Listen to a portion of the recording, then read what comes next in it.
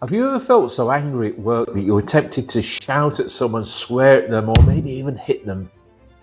So, what's caused your anger isn't the other person, it's the story that you've told yourself about that situation. Let me explain. You could have told yourself a story that the person's behaviour was malicious, they're being deliberately obstructive or deliberately difficult. That's one story. Another story you might have told yourself is, well, maybe they're stressed and having a difficult day. Maybe they just made a mistake. Maybe they need a bit of support. In the first situation, you'll feel angry.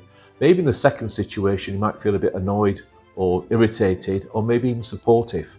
So it's not the other person's behaviour that's triggered your anger, it's the story you've told yourself about that behaviour. Carl Jung told us that emotions are far more complex than they seem. For example, anger, it seems immediate, but there are layers and layers and layers underneath that anger, which are based on the stories we tell ourselves and about our past experiences. Well, that's all very interesting, but what can you do practically if you start feeling angry or annoyed at work? Well, according to Jung, insight and self-knowledge is the key. So here's a little technique that I want to tell you about that you'll find really helpful.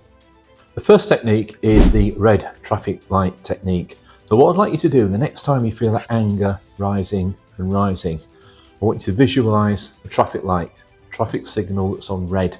And of course, if you're a driver, when you see a red traffic light, what do? You stop. Then the traffic light changes to amber. When you see an amber, proceed with caution. And what I mean by proceeding with caution in that situation, slow things down, think about your reaction, think about the situation, and think maybe about changing the story you're telling about the situation. That's technique number one. The second technique is called triangular breathing. Our minds and our body are all part of the same system. So when you start to feel angry, your breathing increases. So if you can control your breathing, bring your breathing down, that will bring your anger down. So the next time you start to feel wound up, take a breath, hold it for 3 seconds, and then exhale slowly for 3 seconds. Hold, take another breath, breathe in slowly, 3 seconds, hold for 3 seconds, and exhale. Do that 3 times, and you'll be amazed how much that calms you down and gives you more mental space to think about the situation.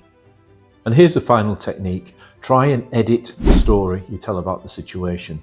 Try and reframe the story through a lens of compassion or even curiosity. Because when we change our thoughts about a behaviour, it changes our emotion about that behaviour. So reframe the story. Think about it in terms of compassion and curiosity, not annoyance and anger.